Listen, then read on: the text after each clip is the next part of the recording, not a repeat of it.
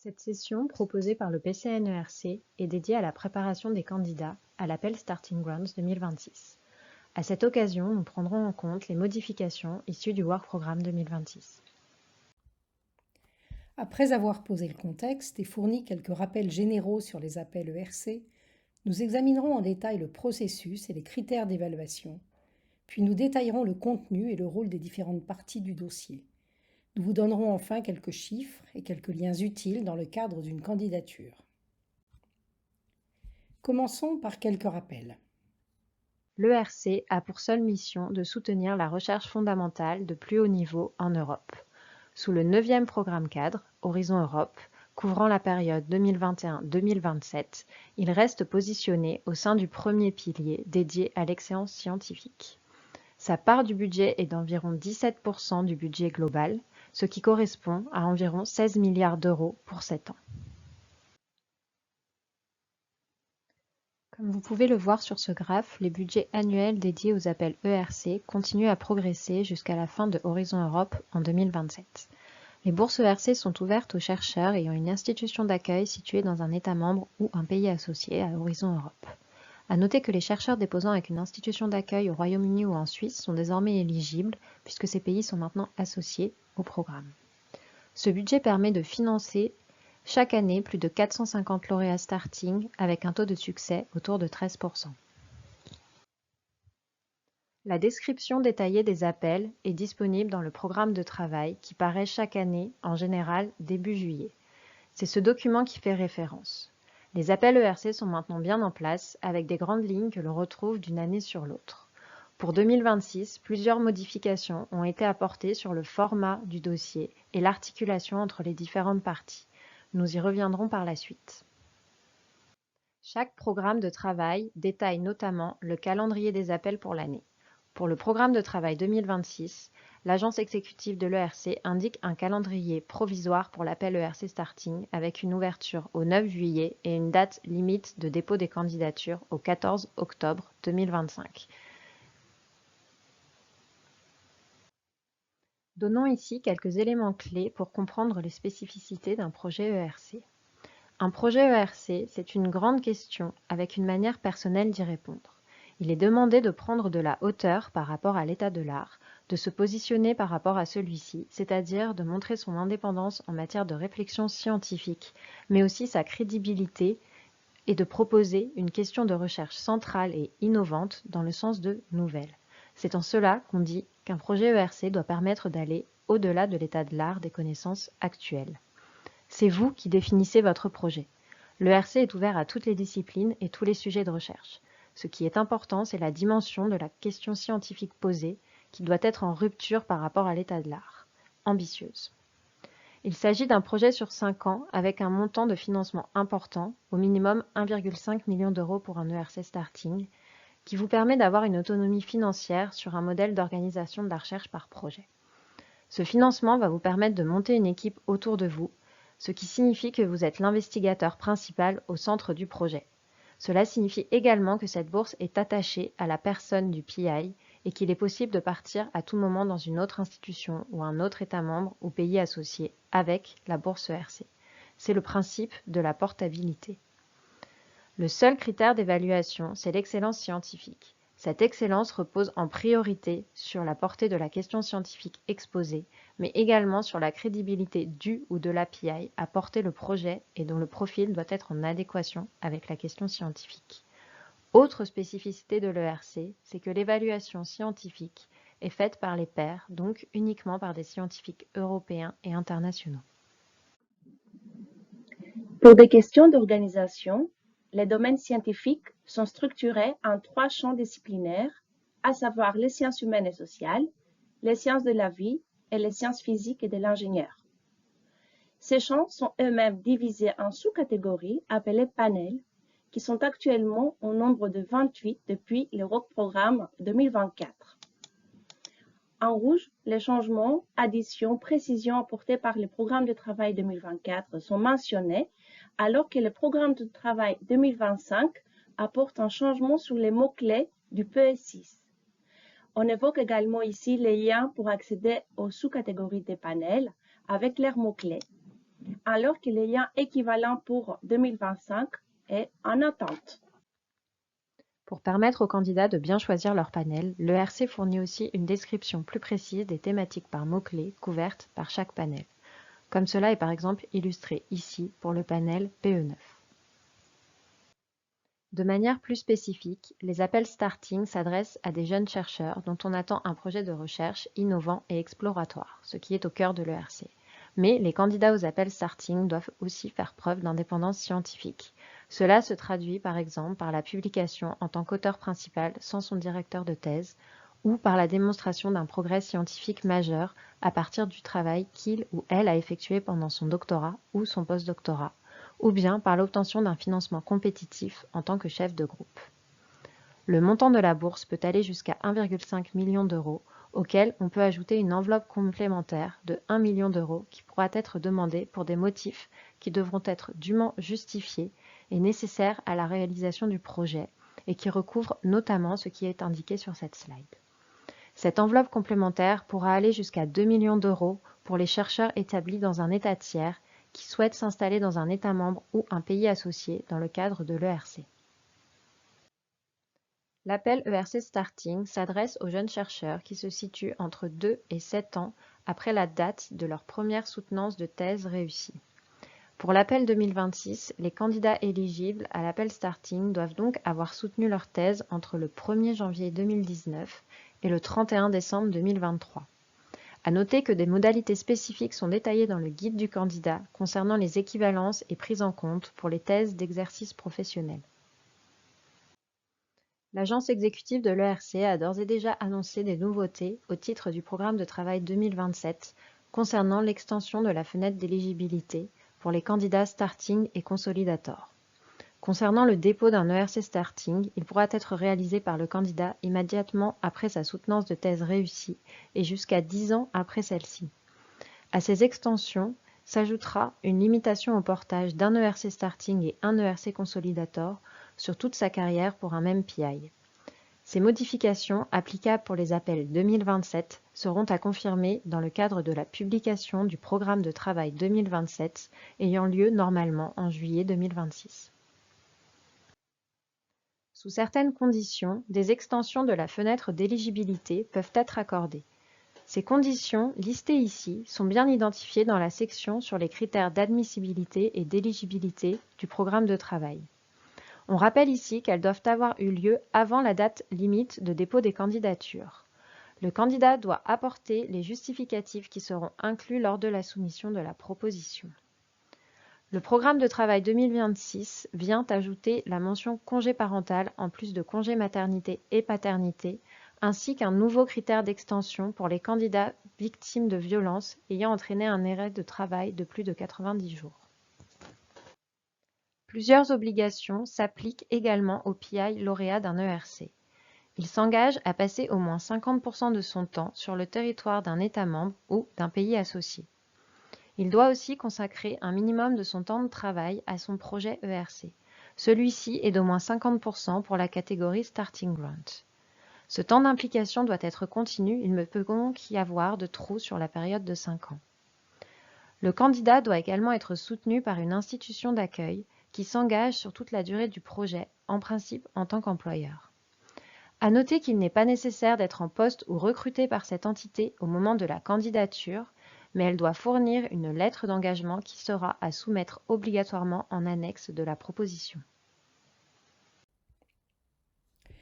Quelques premiers conseils pour finir ces rappels généraux.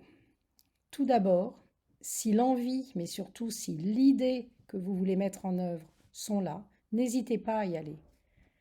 Pour que le projet soit pertinent, il est important de bien comprendre les attendus de l'appel et donc de lire les documents associés, notamment le programme de travail et le guide du candidat. Faites-vous aider, ne vous y prenez pas au dernier moment. Et à l'inverse, prenez le temps nécessaire pour faire mûrir votre projet, pouvoir le relire à tête reposée et le faire relire par d'autres, notamment d'anciens lauréats qui ont l'expérience et peuvent être de très bons conseils. Sachez écouter, mais aussi entendre les critiques et conseils, même s'ils sont contradictoires. Si quelque chose n'est pas clair, c'est sans doute que vous ne l'avez pas assez bien expliqué. Bien sûr, respectez les consignes. Et si votre projet ne passe pas la première fois, dites-vous que vous n'êtes pas le seul, que la compétition est rude et appuyez-vous sur l'expérience acquise et sur vos rapports d'évaluation pour une nouvelle tentative. Nous allons maintenant insister sur les critères et les processus d'évaluation qui vont guider la construction des documents écrits et qu'il est important de bien comprendre pour se donner les plus grandes chances de succès. L'ensemble du dossier contenant la partie administrative et les parties scientifiques est soumis en une fois avant la deadline, mais l'évaluation, elle, a lieu en plusieurs étapes. Après une première phase de vérification de l'éligibilité et de l'admissibilité par les membres de l'agence exécutive de l'ERC, le projet est transmis au panel pour évaluation scientifique. En première étape d'évaluation, seule la partie B1 est évaluée par les membres du panel. Un maximum de 44 projets par panel sont alors retenus pour passer en deuxième étape. Lors de la deuxième étape sont évaluées les parties B1 et B2 par les membres de panel, mais aussi par des évaluateurs externes, 5 à 8 experts de votre domaine, qui vont rendre leur rapport et pouvoir faire remonter leurs questions. La deuxième étape est aussi composée d'une phase d'audition qui, pour les bourses individuelles, Starting, Consolidator et Advance, ont lieu en distanciel. À l'issue de l'étape 2, les projets sont classés A financé, A sous réserve de budget suffisant, A non financé ou B. Nous allons maintenant entrer un peu plus dans le détail de chaque étape d'évaluation. Un point commun à ces 12 étapes d'évaluation est qu'elles reposent tous deux, avant tout, sur ce qu'on appelle les panels, qui ont un rôle central. Les panels sont au nombre de 28 et ils correspondent aux champs disciplinaires listés plus haut. Chaque panel est constitué d'environ 16 à 18 membres, qui sont tous des scientifiques, dont les expertises couvrent la variété de thématiques du panel. Le panel est donc relativement multidisciplinaire. Ces membres siègent par ailleurs tous les 12 ans, moyennant un renouvellement d'un tiers à chaque fois, et leur composition est rendue publique une fois l'appel terminé, ce qui permet de disposer en amont d'un appel une idée relativement précise de la composition d'un panel. Le panel a un rôle central dans l'évaluation et c'est notamment sur lui seul que repose la première étape de sélection. Il ne dispose à ce stade que de la partie B1 comprenant l'abstract, la partie 1 scientifique et le CV et track records. La partie B1 est lue en détail par 3 ou 4 membres du panel, dont un rapporteur, puis la sélection est faite en réunion plénière après discussion sur l'ensemble des projets soumis à ce panel. Les projets retenus passent ensuite en seconde étape avec 3 grandes différences par rapport à l'étape 1. Tout d'abord, les évaluateurs disposent encore de la partie B1, mais aussi de la partie B2 avec la partie 2 scientifique, qui est une description scientifique beaucoup plus détaillée de la méthodologie du projet. Deuxièmement, des experts évaluateurs extérieurs sont sollicités, spécialistes de votre domaine, et ils rédigent un rapport qui sera transmis au panel. Enfin, les candidats sont auditionnés par le panel qui, seul, décide du classement final en s'appuyant sur les rapports des évaluateurs extérieurs, mais aussi et surtout sur l'audition et sur les discussions internes entre membres de panel. Cette phase d'audition permet au candidat de défendre son projet et au panel de poser des questions pour éclaircir des points qui mériteraient de l'être. Nous ne détaillons pas ici cette étape, mais proposerons un webinaire ciblé à ce sujet en temps voulu lorsque les candidats concernés seront invités à cet oral. Pour ceux qui ne sont pas lauréats, la note obtenue après évaluation du projet conditionne la possibilité ou non de resoumettre dès l'année suivante. Les candidats passés en seconde étape, quelle que soit leur note, A ou B, peuvent resoumettre dès l'année suivante, ainsi que les candidats notés A non invités à l'issue de la première étape d'évaluation. Par contre, les candidats ayant obtenu la note B ou C à l'issue de la première étape d'évaluation doivent attendre respectivement 1 ou 2 ans avant de resoumettre une candidature. Un point capital est aussi de bien comprendre sur quels critères reposent les évaluations. Ces critères sont parfaitement connus à l'avance, puisque les questions précises auxquelles doivent répondre les évaluateurs sont fournies dans le programme de travail.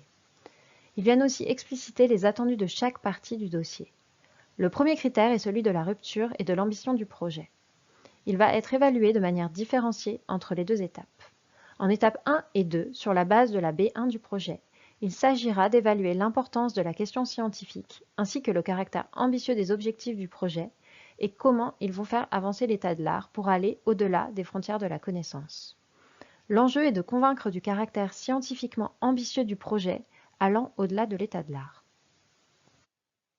Pour ce critère de la rupture et de l'ambition du projet, certaines questions sont spécifiques à l'étape 2 d'évaluation et seront évaluées sur la base de la B2 par les membres de panel, mais aussi les évaluateurs externes. Il s'agit d'évaluer d'une part la cohérence de la méthodologie de recherche et du plan de travail pour remplir les objectifs et d'autre part l'adéquation et la justification des ressources allouées pour mener le projet. Vient ensuite le critère lié à l'évaluation du candidat, dont les questions sont les mêmes en première et deuxième étape d'évaluation, à savoir sa capacité à mener un tel projet, l'adéquation entre son expertise scientifique et la proposition, ainsi que des premiers éléments montrant la capacité du candidat à développer une pensée créative et innovante.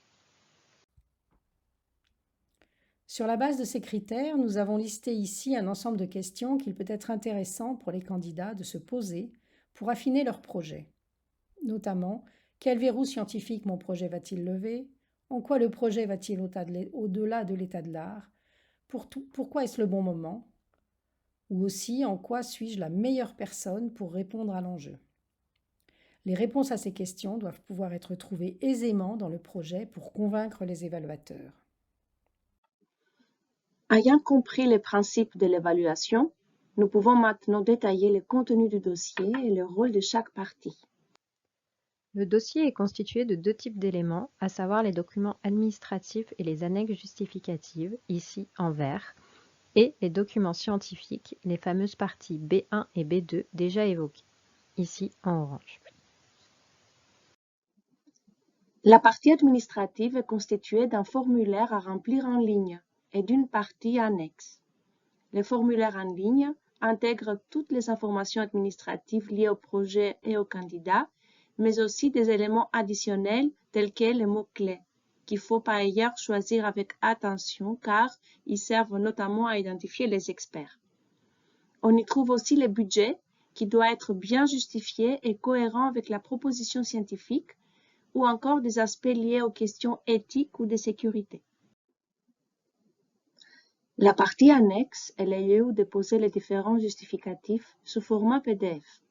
Il s'agit d'abord de la lettre d'accord de l'institution d'accueil qui doit être signée, donc ne vous y prenez pas trop tard. Ensuite, il faut un document officiel indiquant la date de soutenance de thèse. En France, c'est normalement indiqué dans le diplôme de thèse, mais il faut toujours vérifier. Et pour finir, il faut aussi savoir que les documents en annexe ne sont pas transmis aux évaluateurs. Donc, il est totalement inutile d'y glisser des documents scientifiques avec l'espoir que cela augmentera les chances de succès de votre dossier.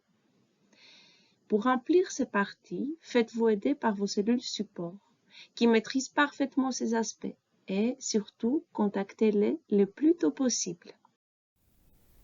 Un point d'attention sur les questions éthiques. Vous devrez remplir un questionnaire afin d'identifier les éventuelles questions éthiques qui concerneraient votre projet. Dans Horizon Europe, seuls les projets soulevant des questions éthiques sérieuses et ou complexes feront l'objet d'un suivi particulier par l'ERC. Pour les autres projets, le respect des réglementations éthiques européennes et nationales relève de la responsabilité du Principal Investigator et de son institution d'accueil. Les conventions de subvention ne sont signées par l'ERC qu'après visa sur les questions éthiques. Il faut donc vous assurer dès la conception de votre projet que celles-ci pourront être traitées au sein de votre institution. Pour la partie B1, seule prise en compte en étape 1 de l'évaluation, il faut bien avoir conscience qu'elle sera évaluée par un panel assez large et donc potentiellement non spécialiste de votre thématique. Elle débute par un résumé qui ne doit pas dépasser 2000 caractères, mais qui constitue vraiment la porte d'entrée du projet. Ensuite vient la partie 1 scientifique qui présente le projet de recherche envisagé. Sur 5 pages, celle-ci doit exposer l'état actuel des connaissances, expliquer la question scientifique et les objectifs du projet, et présenter l'approche générale ou la stratégie de recherche pour atteindre ces objectifs. La partie B1 doit convaincre le panel d'évaluation que la proposition présente une idée originale et créative répondant à une question importante dans le domaine de recherche. Elle doit expliquer comment le projet fera progresser les frontières de la connaissance et quelle contribution il apportera au domaine de recherche, c'est-à-dire ce qui pourrait être modifié, ouvert, remis en question ou comment les travaux pourraient transformer la compréhension actuelle du domaine. Enfin, la partie B1 est composée du CV et track record en 4 pages. Depuis 2024, celui-ci se veut narratif afin de mettre en avant ses atouts et son expertise en lien avec le projet scientifique. Le résumé, qui ne doit pas dépasser 2000 caractères, peut être identique à celui inséré dans la partie administrative vue précédemment. Il constitue vraiment la porte d'entrée du projet et il est important de bien le travailler pour immédiatement capter l'intérêt du lecteur et lui donner envie de lire la suite. Vous disposez ensuite de 5 pages dans le cadre de la partie 1, Extended Synopsis, pour convaincre les membres de panel de l'intérêt et de la pertinence du projet. Un conseil est de dérouler une histoire partant du verrou que vous proposez de lever, expliquant quel est l'intérêt, en quoi il est porteur d'avancées scientifiques et comment vous pensez vous y prendre de manière générale. Si vous faites relire votre projet, appuyez-vous sur vos pairs, mais aussi sur des non-spécialistes dont le regard peut être très utile pour affiner des explications et les rendre compréhensibles, même pour un public large. Vient ensuite le CV et track record sur 4 pages avec un modèle qui vous est fourni. Quelques conseils de bon sens tout d'abord. Mettez en valeur tous les éléments en votre faveur, évitez le jargon, certains membres de panel peuvent ne pas connaître le système français. Expliquez ou traduisez tout ce qui mérite de l'être. Ce nouveau modèle propose 3 sections. La première section, détails personnels, doit donner un bref aperçu de la carrière du chercheur. La deuxième partie, réalisation scientifique et reconnaissance par les pairs, est aussi la plus importante. Il est attendu que le candidat choisisse 10 résultats de recherche et explique leur importance. Toute reconnaissance des pairs scientifiques a aussi sa place ici. Vient enfin une troisième partie dans laquelle le candidat est invité à donner un contexte à son parcours de carrière. C'est ici, au travers du CV et du track record, que vous êtes évalué en tant que PI et que vous devez démontrer que vous êtes la bonne personne pour mener à bien ce projet. Cette partie, détails personnels, doit permettre d'apporter des éléments sur votre parcours et d'insister sur vos points forts. C'est le moment de montrer que vous êtes la bonne personne pour réaliser ce projet. Pour commencer, vous pouvez y insérer un court paragraphe sur vous-même, faisant ressortir les points forts de votre parcours et de vos acquis, pour fournir en quelque sorte à l'évaluateur des éléments clés en main en votre faveur qu'il n'aura pas à rechercher par lui-même. Enfin, il est opportun de mettre à jour sa page web personnelle. Les évaluateurs seront peut-être intéressés à aller la regarder. La partie Research Achievements est la plus importante de cette section. Elle doit permettre d'apporter des éléments sur votre capacité à mener des recherches en rupture, de mettre en évidence l'originalité et la créativité de vos travaux. Elle contribue aussi à démontrer que vous êtes la bonne personne à mettre en œuvre le projet. Vous devez lister une sélection de vos 10 productions, 10 résultats de recherche, publications ou autres, qui ne sont plus limités aux 10 dernières années. Chaque résultat de recherche peut être accompagné d'une ligne faisant comprendre au lecteur en quoi ce résultat a fait avancer le domaine et en quoi il démontre la capacité du candidat à mener à bien les projets ERC. Dans la partie Peer Recognition, vous pouvez insister sur vos réalisations, vos responsabilités, vos contributions à la communauté scientifique, ainsi que la reconnaissance qu'elle fait de vos travaux. Pour chaque item, appuyez-vous sur des éléments concrets pour faire comprendre l'importance de ces reconnaissances par rapport à vous-même et au projet. La partie Additional Information a pour objectif de permettre aux évaluateurs de mieux comprendre votre parcours. Expliquez comment vous avez construit votre carrière et l'impact que des événements importants de la vie ont pu avoir dans votre carrière. Restez factuel sur la présentation de l'événement, puis expliquez comment celui-ci a impacté votre parcours de manière concrète. Vous êtes aussi invité à présenter les contributions en dehors de la recherche que vous avez pu apporter à la communauté, avec une brève explication de celle-ci. Ces contributions peuvent être par exemple l'enseignement, l'implication dans l'administration de la recherche, la communication grand public, l'évaluation de la recherche, la participation à des comités et autres. La partie B2 du projet, pour sa part, n'intervient qu'à la deuxième étape d'évaluation et elle ne sera donc lue que pour les projets atteignant ce stade. Sur cette page, il s'agit ici de faire une explication détaillée de la mise en œuvre du projet, incluant la méthodologie de recherche, le plan de travail, l'évaluation des risques et leurs mesures d'atténuation, la justification du budget et de ressources demandées, ainsi que tout autre élément de contexte nécessaire non inclus dans la partie 1. Une annexe doit être jointe, listant toutes les subventions de recherche en cours ainsi que toutes les demandes de financement soumises ou en attente d'approbation pour des travaux liés à la proposition.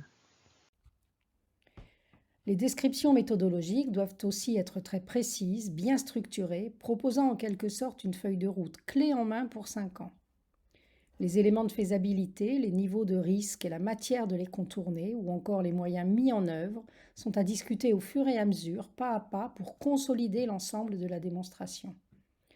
Vous pouvez organiser ces explications comme vous le souhaitez, sans contrainte particulière en termes de rubrique, et en insistant avant tout sur la science que vous allez faire.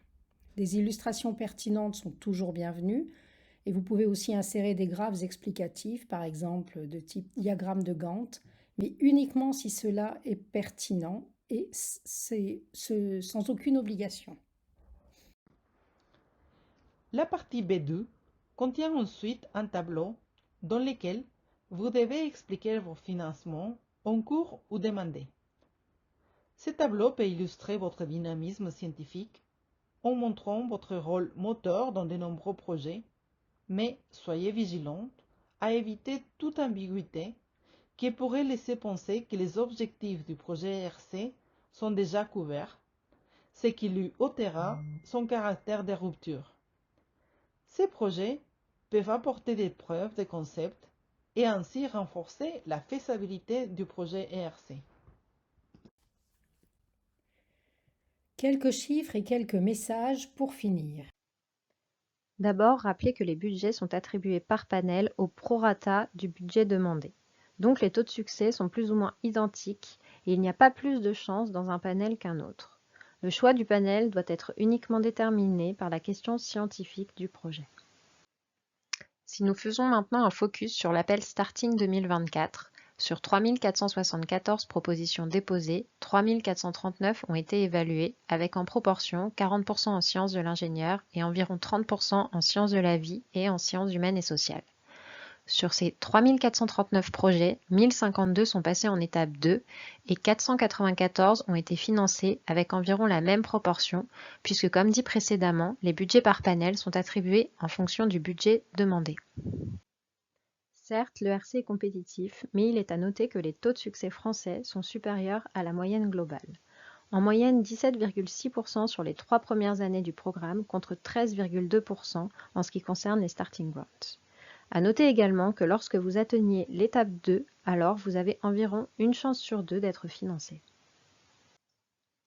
Et ceci est d'autant plus vrai que les taux de succès augmentent avec la resoumission, comme le montrent les zones en vert foncé sur ce graphique qui concerne l'appel Starting 2024, où la proportion est plus élevée lorsque le candidat dispose déjà d'une expérience de soumission à l'ERC. Pour finir, quelques liens utiles. D'abord, le site de l'ERC, sur lequel toutes les informations relatives aux appels sont disponibles. Vous pouvez aussi y trouver des témoignages de lauréats, mais aussi les résumés de tous les projets financés, ce qui peut être par exemple utile si vous vous interrogez sur le positionnement de votre projet par rapport au panel. Tous les documents de référence pour l'appel Starting 2026 sont mis en ligne depuis le 9 juillet sur la page dédiée de l'ERC. Sur cette même page, vous pourrez visionner des vidéos de conseils produites par l'ERC. L'autre site important pour un candidat est le Funding and Tender Portal. C'est là que tout se passe, de la candidature à la mise en œuvre, en passant par la contractualisation le cas échéant. Nous vous conseillons d'y aller très en amont pour vous familiariser et ne pas avoir de mauvaises surprises au moment de la date limite de candidature. Pour conclure, si vous vous posez encore des questions ou avez besoin d'informations additionnelles, n'hésitez pas à consulter notre site internet ou à nous contacter via notre adresse générique. Nous sommes également disponibles tous les mardis de 13h30 à 14h30 pour échanger en visio avec vous et répondre à vos questions. Le lien est disponible sur notre site web, page PCN à votre écoute. Toute l'équipe du PCN-ERC vous souhaite une bonne préparation.